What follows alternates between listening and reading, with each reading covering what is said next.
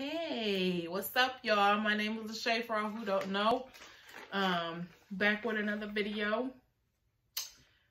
This one is for the medical assistants out there, beginning medical assistants. Sorry for the background. I run a small business. For those who don't know, it's for medical assistants called Manifest 365. Stumbling over my words. Sorry, I've been talking all day. I just got off work. But I do have at least 10 tips for beginner medical assistants. Beginner medical. I know ones that's been in the field for a long time, just like me. I've been in for 5-6 years. So trust me, I'm like this with it. But for the beginners, the first tip is to ask questions. Do not be scared to ask questions. Ask about anything, even if we just said something about your urinalysis. Even if we said you gotta dip this or do that. If you don't remember what I just said a couple of seconds ago, sorry, I just dropped my paper. Ask questions. Do not be scared. Any question is helpful. Okay. 2, do not be afraid to ask for help. If you need help doing anything, do not be afraid, because if you do something and you mess up on it, then you're going to hear somebody's mouth, or you're going to hear it from your boss, or hear it from the one that's training you, or you're going to have to redo something. And, stuff costs. Those supplies cost. So the more you use it and ruin it, the more... Sorry, my dog is here. The more you're going to, have to replace it. So if you need help, doesn't matter what type of help you need, ask. Even if the person that's not training you is around, go find anybody, because 9 times out of 10, everybody know how to do it. 3, be patient with yourself. Don't rush the learning process. It takes time to learn new things, because most likely everything that you learned at school is going to be different from the new job that you get. And everything that you learned at school as well might be the same, but additional steps to it at your job. So do not rush. Don't rush anything you do, because you're going to get the wrong results, and then you have to redo it all over again, basically. 4, take notes. No matter what your training person is saying, no matter what your doctor is saying, no matter what your boss is saying, have a notepad and take notes, because 9 times out of 10, you're going to ask that person days from now, weeks from now, how to do this, when you can just flip back in your notes and see what they said. So take notes. To this day, I'm still taking notes. And obviously, I see nurses taking notes. You might get work somewhere that has more than one doctor, and they like stuff different. I work with 9 and 10 doctors a day, and don't know on a daily basis which doctor I'm going to be rooming next, which doctor I'm going to be doing this urinalysis next, what doctor I'm going to be doing. I work in internal medicine, so I see everything. They come in for anything. They come in for their toenails, their fingernails, their, lump on their hand, a lump on their neck, their eye, anything. We see everything, to the toes falling off, to everything. So you don't know who you're going to be rooming. Every doctor is different. Every single doctor is different. So you don't know. You might get somewhere where you work for one doctor. That'll be good, because you know how the doctor run his office every day. But you never know where you're going to be placed for internship, externship, or where you're going to be placed for your job. So 5, always remember, all MAs do their job differently. And working in internal medicine, I've seen that. We have, I think, 5 MAs in there. I could be wrong. 5, and the way we room is all different. Like when a new person come in there and we train them, and one day they get me, and the next week or the next day they get somebody else, then I'm like, oh, well, she did this different. Or she went and, put this in there different. Everybody does it different. And you're not going to get everyone that's the same. So if you're scared, you're going to come up with your own process of how to do everything, because you're going to find a quicker way, a better way. You never know. 6, take a step back and breathe. That I wrote it in big letters. Breathe, because if you don't, you're gonna go crazy. Your mouth gonna foam up. You're gonna be breathing all heavily. Just breathe. Take a moment and just get yourself, your mind, everything together. Everything is gonna be thrown at you all at once, even with school. Even when your first day or your externship, internship, everything is going to be thrown at you the same day. So just take a moment and breathe. 7, ask how you doing with your job. You know, some people think they're better than everybody, or don't just get in your feelings and get mad, or that you did something wrong, or this person told you that you did this wrong, or this person is mad at you because, just ask. Be like, oh, am I doing this right? Or how I'm doing? Or is there any tips I can do this better? I feel like when I was there, I asked, even my boss, I even went and asked my boss how I was doing, so she can give you feedback, because the first 90 days or 60 days is going to be crucial, because you're going to be still in your learning process. So just ask how you're doing. 8, try and be at your job site early.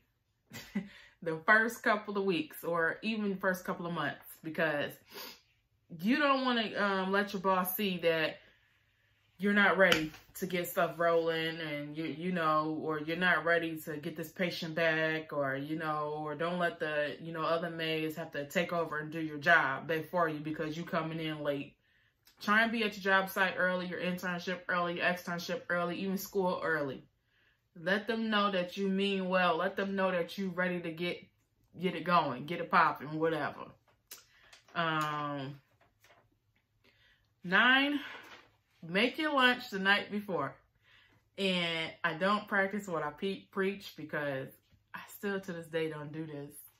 I still wake up in the morning while I'm getting dressed, taking a shower and everything, and I still try and rush to get my lunch. And sometimes I don't even have time to pack a lunch, so I'll have to leave for work and then end up going to buy lunch. And with us, where I work, we have patients sometimes 7:30 to 11:30, 7:30 to 11:45. That's the morning. And then, or 8 to 11:45, 8 to 11:30. And if that patient comes late, we got a 15-minute time waiting period for that patient to get there. So if they come late, I'm stuck with these long lines at the freaking drive-thru trying to get me something to eat. Sometimes I get to leave early, sometimes I don't. It depends. And then if your doctor want an A1C, if they want a urinalysis, you got to do their ears for an ear lavage. You don't know what these people gonna want. So you're gonna pack your lunch the night before. That is the best thing to do. And I still don't do this for some. Sometimes I do. I just go in there and grab it and then just throw it in a lunchbox. But 9 times out of 10, it's not packed. I just be too lazy. When I get off work, I'll be ready to lay down. Honestly, I be tired. The patients be wearing your stop. And 10, always stay busy. Always find something to do, whether it's helping somebody. For us, we got, papers we got to scan, and they pile up. Trust me, we got consult notes coming from other doctors. We got colonoscopy reports come from other doctors. Endoscopies come from other doctors. All types, CT scans, MRIs, everything we have to scan into that computer. We got, you can help bring a patient back for another doctor. Let's see, you can do ear irrigation, which is the ear lavage. It's a lot that you can find something to do. You can go around and ask people, do they have anything for you to do? If your patients are done and you have time before lunch, go and do it. Or if your patient's just done and you have time before you go home for the afternoon, go and do it. For me, you know, I work from 8 to 4:30, sometimes 8 to 6, 9:30 to 6. For us, it's a day-to-day process. We don't know, because like if somebody call off, we're stuck doing another doctor that we didn't intend on doing. So, you know, you can call patients to remind of their appointments. And now COVID, so we got to call and remind patients of their appointments. And on top of that, we have to ask these COVID questions before they come in there. Before they step in that door, we have to call and ask these COVID questions. And, you know, it's a lot to it now. We got to make sure they have, we got to make sure they have masks, and we got to make sure they're wearing them. You know, it's a lot to becoming a medical assistant. And especially if you're working at a doctor that the medical assistant, you're the medical assistant and you're the nurse. Like I used to work doing that, and we did everything. There was no nurse. It was like 4 medical assistants, and he's seen patients every 10 minutes, 110, 120, 130, 140, 150. And it just kept going. And sometimes he double booked himself. So we seen at least 30 patients a day from 8 to 4:30. And that was my last job. But now that the job I'm working at now, it's every 30 minutes, every 15 minutes, and every 20 minutes. It depends on the doctor that we're working. So, you know, but the last job, we did everything. We ran the urinalysis, we did the EKGs, we did the ear lavages, we gave the shots, and then we seen babies on up. So we did well checks. I just call well checks for the kids. We gave them their, you know, their seasonal shots, flu shots. We did everything that the nurse does. We did it. But this job, there's nurses, well, LPNs, and then there's medical assistants. So for me, I room the patient. I bring the patient back and room them after they're checked in. And then I get their vitals. I go through their medical history. I go through their medication. And then after that, the doctor comes in and do what they got to do. And then the nurse comes in and discharges them and do their shots and do their urinalysis and dip that and ear lavages. But we do have medical assistants that does that too. So like I said, it depends on where you're placed or where you get your job at. It depends on, every office is different. Every single office. You're not going to work at an office that do the same thing. So, hope I didn't scare anybody. Sorry, these, they're coming to my phone like TikTok and all that and Instagram. But I hope I ain't scaring nobody off of being a medical assistant, because a nurse is 10 times worse. So I salute y'all. Whoever going to nursing school, that's an MA still, that's still working at it as an MA and going to nursing school, I salute y'all. Whoever is a nurse, because y'all do a lot. A lot. But, like I said, I hope I ain't scaring nobody. Those are my 10 tips. If you have any questions, you know, comment down below. Or if you want to know anything else, just comment down below.